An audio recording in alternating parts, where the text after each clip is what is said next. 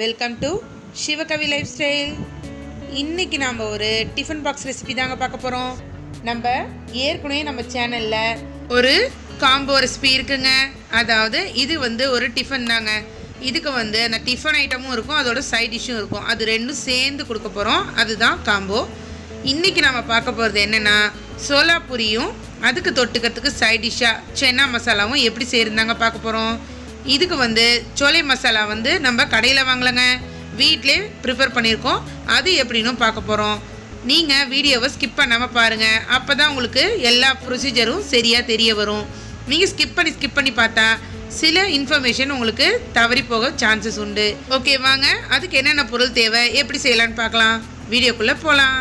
சென்னா மசாலா செய்கிறதுக்கு வெள்ளை கொண்டக்கடலை 250 கிராம் எடுத்துருக்காங்க. வெள்ளை கொண்டக்கடலையை ஒரு 6 மணி நேரம் ஊற வச்சு வச்சுருக்கேங்க. நல்லா ஊறட்டும். நீங்கள் ஓவர் நைட், அதாவது நைட்டு கூட ஊற வச்சு வச்சுருங்க. காலைல செய்கிறதா இருந்தால், இல்லை நைட் டின்னருக்கு செய்கிறதா இருந்தால் காலைல ஊற வச்சுருங்க. ஒரு 8 மணி நேரத்துக்கிட்ட நல்லா ஊறிச்சுன்னா இன்னும் நல்லா இருக்குங்க. இப்போ இது நல்லா ஊறிடுச்சுங்க. இதை வாங்க வேக வச்சு எடுத்துக்கலாம். இன்றைக்கி நான் கொண்டக்கடலையை குக்கரில் தாங்க வேக வைக்க போகிறேன். எப்பயும் நீங்கள் வைக்கிற விசிலை விட ஒரு விசில் எக்ஸ்ட்ரா வச்சுக்கோங்க. ஏன் சொல்கிறேன்னா, நம்ம சுண்டலுக்கு வேக வைக்கிற மாதிரி தான் வேக வைக்கணும். ஆனால் இது நீங்கள் கையில் கொண்டக்கடலை எடுத்து அழுத்துனீங்கன்னா அப்படியே சாஃப்டாக அமுங்கணும். அந்த அளவுக்கு சாஃப்டாக வேகணுங்க. அந்த மாதிரி வச்சுக்கோங்க. எப்பயும் நீங்கள் வைக்கிற விசிலோட ஒரு விசில் எக்ஸ்ட்ராவே வச்சுக்கோங்க. கொண்டக்கடலை மூழ்கிற அளவுக்கு தண்ணி வைங்க. இப்போ இதுக்கு தேவையான அளவு உப்பு சேர்த்துக்கிறேங்க. இப்போ உப்பு போட்டு நல்லா கிளறி விட்டுக்கிட்டேன். குக்கர் மேல் மூடி போட்டு முடிக்கிறேங்க.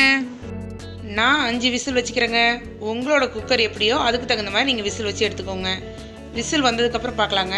அதுக்குள்ளே வாங்க சோலாபூரிக்கு மாவு பிசைஞ்சிக்கலாம். இன்றைக்கி சோலாபூரி செய்கிறதுக்கு நான் 2 கப் மைதா மாவு எடுத்துருக்கேங்க.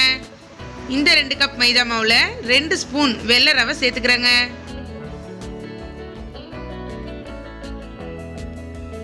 இப்போ 1/4 கப் எண்ணெய் விட்டுக்கிறேங்க. இது ரீஃபைண்ட் ஆயில் தாங்க. இப்போ இதுலேயே நான் 2 டேபிள் ஸ்பூன் கெட்டி தயிர், அதாவது புளிப்பே இல்லாத கெட்டி தயிர் சேர்த்துக்கிறேங்க. இதில் தேவையான அளவு உப்பு சேர்த்துக்கிறேங்க. உப்பு சேர்த்துக்கிட்டு நல்லா கிளறி விட்டுக்கோங்க.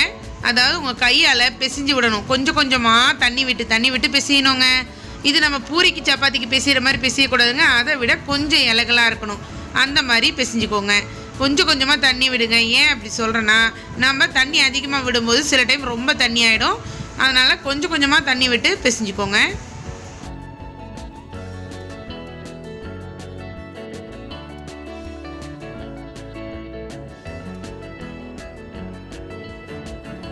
இந்த மாதிரி நம்ம கையால் அழுத்தி விட்டு பிசையும் போது மைதா மாவில் க்ளூட்டன் ஃபார்ம் ஆகுங்க.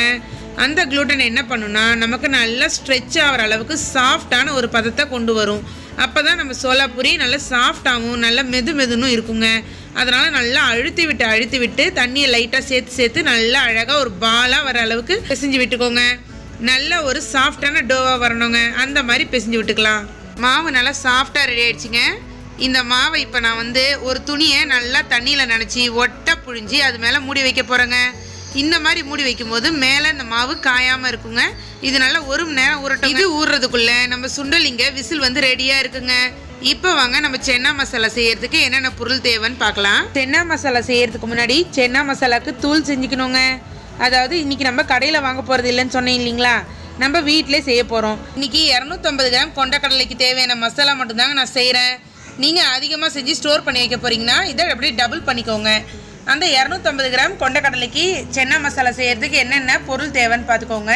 காஞ்ச மிளகாய் 8ங்க, தனியா 1 டேபிள் ஸ்பூன், மிளகு 1/2 டேபிள் ஸ்பூன், சீரகம் 1/2 டேபிள் ஸ்பூன், சோம்பு 1/2 டேபிள் ஸ்பூன், ஏலக்காய் 2, பட்டை சின்ன துண்டு 1, லவங்கம் 2, ஜாதி பத்திரி இருக்குது இல்லைங்களா, அதில் ஒரே ஒரு இதழ் தான்.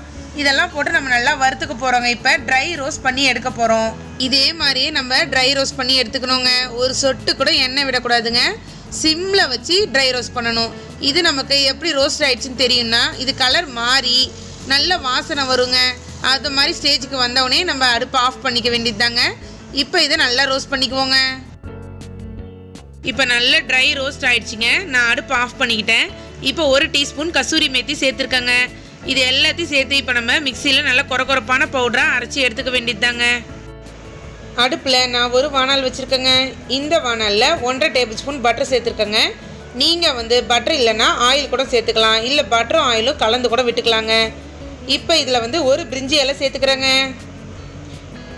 இப்போ ஒரு சின்ன துண்டு பட்டை, 2 லவங்கம், 2 ஏலக்காய் சேர்த்துக்கிறேங்க. இப்போ அது கூடயே 1 டீஸ்பூன் சீரகம் சேர்த்துக்கிறேங்க. இது எல்லாம் சேர்ந்து நல்லா பொரியட்டுங்க.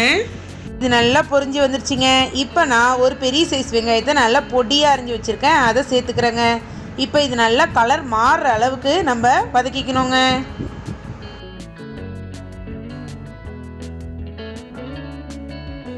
இப்போ கொஞ்சம் கலர் மாதிரி பிங்க் கலரில் ஆயிருக்கு இல்லைங்களா? இப்போ நான் ஒரே ஒரு பச்சை மிளகாய் அப்படியே முழுசாக சேர்த்துக்கிறேங்க. இப்போ இதையும் சேர்த்துட்டு நம்ம நல்லா கிளறி விட்டுக்கணுங்க. இப்போ 1 டேபிள் ஸ்பூன் இஞ்சி பூண்டு பேஸ்ட்டு சேர்த்துக்கிறேங்க. இப்போ இது எல்லாத்தையும் சேர்த்து நல்லா வதக்கிக்குவோங்க. அதாவது ப்ரௌன் கலரில் வரணும், அந்த அளவுக்கு வதக்கிக்குவோம். பாருங்கள், கலர் நல்லா மாறிடுச்சு. நம்ம போட்ட பட்டரும் பிரிஞ்சு வந்திருக்கு. இப்போ இந்த டைமில் 3 தக்காளியை நான் நைஸாக அரைச்சி வச்சுருக்கேன், அதை இதில் சேர்த்துக்கிறேன். இப்போ இந்த டொமேட்டோ பியூரியை சேர்த்து 2 கிளறிக்குவோங்க. கிளறி முடிச்சுட்டு நான் ஒரு சின்ன டீஸ்பூன் மஞ்சத்தூள் சேர்த்துக்கிறேங்க. இப்போ இதை நல்லா கிளறி விட்டுக்கோங்க. அதாவது இந்த தக்காளியோட கலர் மாறணும், அந்த அளவுக்கு நம்ம கிளறி விடணும். நீங்கள் மூடி வச்சு கூட கிளறி விடுங்க. ஒரு 5-10 நிமிஷம் ஆகட்டுங்க. நான் கலரும் மாறி வரணும், பச்சை வாசனை போனுங்க, அந்த அளவுக்கு வதக்கி விட்டுக்குவோங்க. பாருங்க, கலர் நல்லா மாறி இருக்கு. இப்போ வந்து நம்ம முதல்ட்டு அரைச்சி எடுத்தோம் இல்லைங்களா அந்த மசாலா தூள், அதை இதில் சேர்த்துக்கிறேங்க. இப்போ இதையும் சேர்த்து நல்லா கிளறி விட்டுக்குவோங்க. அந்த மசாலா தூள் நம்ம வறுத்து அரைச்சதுனால செம வாசனை அடிக்குதுங்க.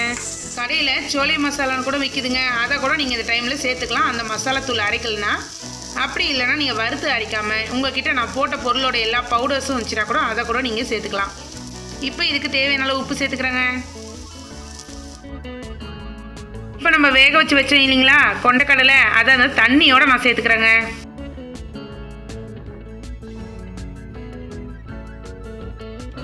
இப்போ நான் இதை தட்டு போட்டு மூடிக்கிறேங்க. இது ஒரு 5-7 நிமிஷம் வரைக்கும் சிம்லேயே கொதிக்கிட்டோங்க. சோலை மசாலா ரெடி ஆயிடுச்சுங்க. இதுக்கு நான் கொத்தமல்லி தழை போட்டு இறக்கிக்கிறேன். இப்போ வாங்க சோலாபூரிக்கு மாவு பேசி வச்சோம் இல்லையா, அது எப்படி இருக்குன்னு பார்க்கலாம். பாருங்கள், நல்லா 1 மணி நேரம் ஊறிச்சு இல்லைங்களா, எவ்வளோ சாஃப்டாக இருக்குது பாருங்கள். முன்னாடி நான் தொட்டு காட்டினதுக்கும் இப்பயும் பாருங்கள் ரொம்ப சாஃப்டாக இருக்குது. இப்போ நான் ஒரு சின்ன சைஸ் பால் எடுத்துக்கிறேங்க. ஹோட்டலில் சோலாபூரினா நல்லா பெரிய சைஸில் இருக்கும் இல்லைங்களா, நம்மக்கிட்ட அவ்வளோ பெரிய வானல்லாம் இருக்காது.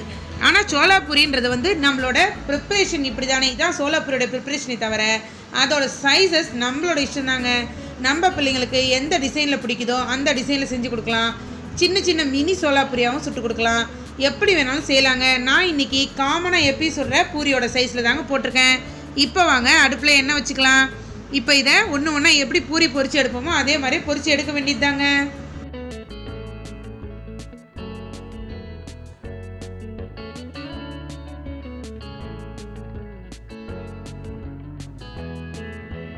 பாருங்க, நம்மளோட சூப்பரான சோலாபூரி வித் சென்னா மசாலா ரெடி. ரொம்ப டேஸ்ட்டாக இருக்குங்க சென்னா மசாலா. இதை நீங்கள் இந்த சோலாபூரிக்குன்னு இல்லைங்க, சப்பாத்திக்கு நம்மளோட எப்பயும் சொல்கிற அந்த பூரி இருக்கு இல்லைங்களா, அந்த பூரியாக இருக்கலாம்.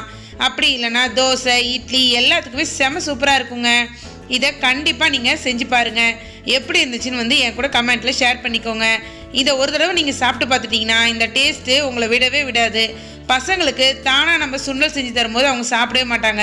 இந்த மாதிரி ஒரு மசாலா டைப்பில் நீங்கள் செஞ்சு கொடுக்கும்போது அவங்க ஆசையாக சாப்பிடுவாங்க, உடம்புக்கு சத்து கிடைச்ச மாதிரியும் இருக்குங்க.